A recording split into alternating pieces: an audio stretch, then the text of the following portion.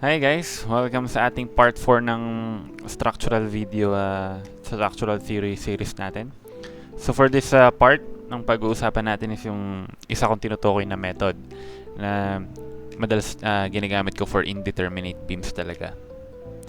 Yun yung 3-moment equation. So ito, magandang gamitin ito sa mga, yung mga continuous beams, yung maraming span. Ganon.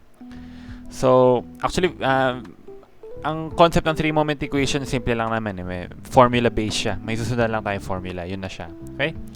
So, yung 3-moment equation, ito yung sabi niya, nag-establish siya ng relationship between the bending moments dun sa mga consecutive supports natin. So, dito sa 3-moment equation, ang sinosolve natin is yung moment natin at 3 consecutive supports. Okay? So, iti-take into account natin yung span length, applied load, at saka yung any settlement of support. So, ito rin pala yung isang maganda dito. Kapag may settlement yung support mo, kaya siyang i-accommodate ng 3-moment equation. Okay? So, ito lang yung formula niya. Pero, explain naman natin kung ano yung mga ibig sabihin ng formula na yan. So, dito kung makikita natin yung mga variable natin dito. Meron tayo dito ang M, A, L, E, I at saka tong 6A tsaka A bar and B bar.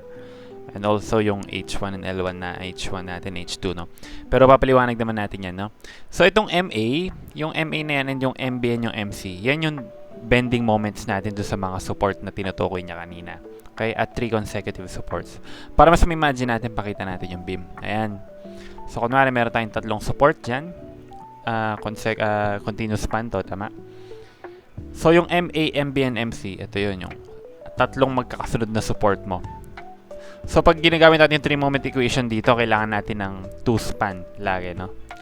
Para magamit natin to.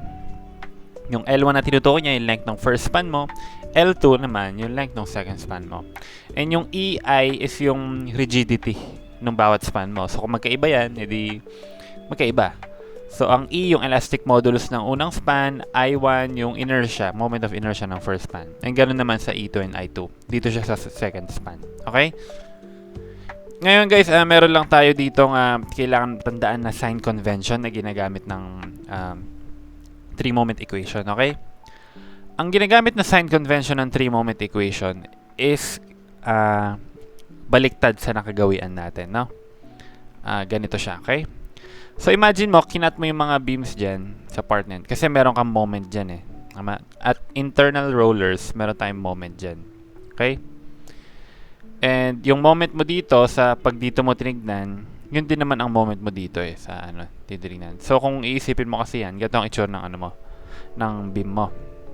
Ang moment mo, ganyan. So, kung papansinin mo, sa general rule ng ating sign convention, ito clockwise. Pagdating mo dito, counterclockwise. So, medyo siya, di ba? Magko-contradict sila sa isa't isa. Ano bang susundan mo? Positive or negative? Ito yung ginagamit na sign convention ng ating 3-moment equation. No? Yung sign convention na ginagamit niya is yung sign ng moment mo kapag sa kanan ka nakatingin. Okay? So, halimbawa, ito. Sa kanan ka nakatingin, ang lalabas na moment dyan, counterclockwise. So, counterclockwise is negative. So, ibig sabihin, negative tong MA. Maglagay ka ng negative dyan. Okay? Paano naman sa MB? Sa MB, ayan, dalawa, di ba? Anong pipiliin mo dyan? Yung sa kanan na ina-analyze mo. Okay? Sa kanang part. So, dahil negative ulit yan, counterclockwise, negative ka dun. Tama? And dito naman, dahil nasa left part yung titignan mo, parang lumabas to. Clockwise eh, di ba? Kung ang sinusundan niyang sign is yung pakanan mo, yung kanan na POV. So kapag tinignan mo siya sa left na POV, babalik ta rin mo yung sign convention mo. So kung sa left POV nag-clockwise siya, ang clockwise mo sa left POV is negative pa rin. Okay? Dahil nga ang gusto niyang POV kasi yung nakatingin sa kanan, yun ang sinusundan niyang sign. Nandun yung rule niya. So, pag sa kanan siya nakatingin, clockwise positive and counterclockwise negative. Pag sa left siya tumingin, yung POV niya nasa sa left, babalik ta rin mo yung sign convention mo. So ganun lang. Importante yung sign convention dito para baka kasi magbabago yung value mo dyan pag nagkamali ka ng inassume. Okay? Ngayon, ano naman tong A1 and A bar na to, tsaka yung A2 and B bar. Well, ito yan, no? So, halimbawa meron tayong load dyan, no? Applied load. Hindi naman kailangan ganyan, pero example lang yan, uniform load yan, okay? Itong load na to, makakapag-produce yan ng moment diagram sa beam mo per span, okay? Itong moment diagram na to, guys, ano to ha? Yung moment diagram itong first span mo, okay? Yung A dyan, yung A na malaki, A1, yun yung moment, yun yung area ng moment diagram mo sa first span, okay? Kung ano man shape niyan, pwede ka mag-moment by parts. Kasi, di ba sabi natin sa last video, ang concept lang naman ng moment by parts, yun din yung moment diagram, pero pinagtagpi-tagpi mo lang, okay? So, kung marami kang area doon sa moment diagram, kasi nag-moment by parts ka, yung total area nun, yun yung A, okay? Ano naman ang A bar?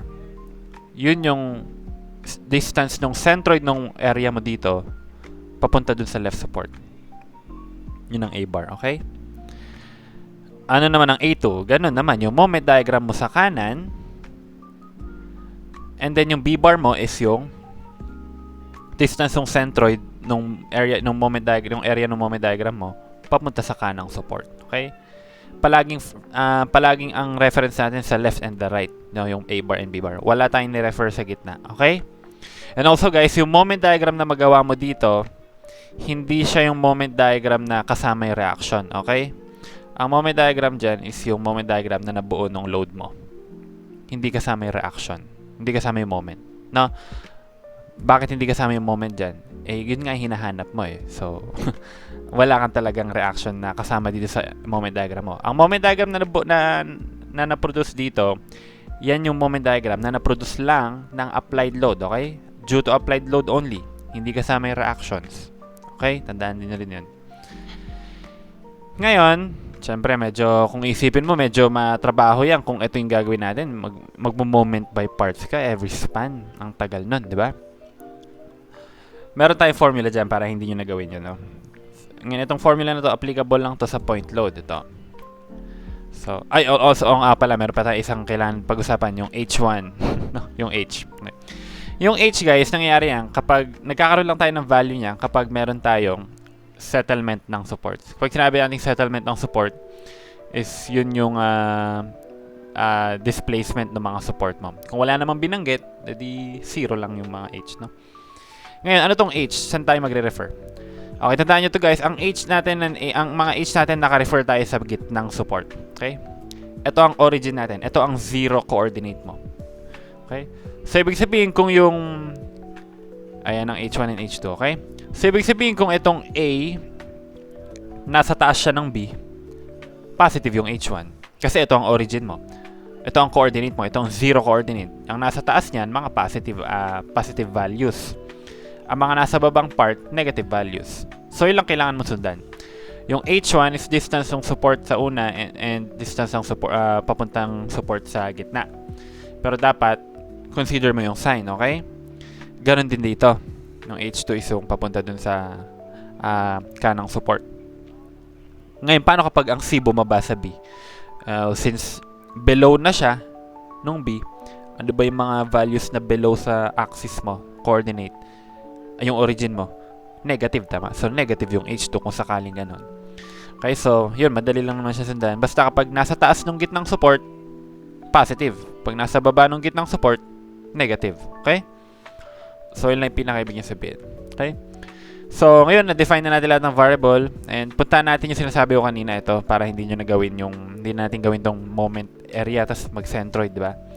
Meron tayong formula dyan, okay? Pero applicable lang to sa point load.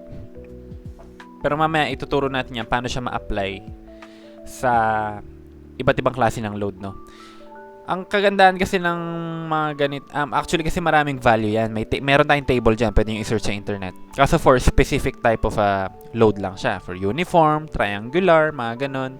3-point loads, mga ganon. Paano kapag binigyan ka ng wala dun sa table? Anong gagawin mo?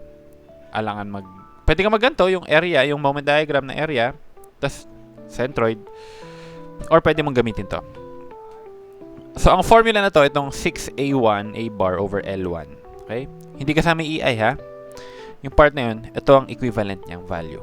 Kapag meron kang point load. Pero mamaya tuturo ko sa inyo paano gamitin yan ng, kunwari naka-uniform load tayo, okay?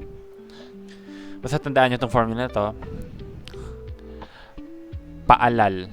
Okay? So, yun ha. Okay, palal. O, yun, no? So, P, yung point load mo, multiplied by A. Okay? Yung distance niya mula sa left, no? Halimbawa ito ng isang span, ha? Kunwari, ito yung kinukuha mo. Ito yung kinukuhanan mong diagram. So, yan siya, no? P times A. Ang L mo dyan is yung length ng span. Ito, length ng span nito. Squared minus A squared. Yan. Over L, okay?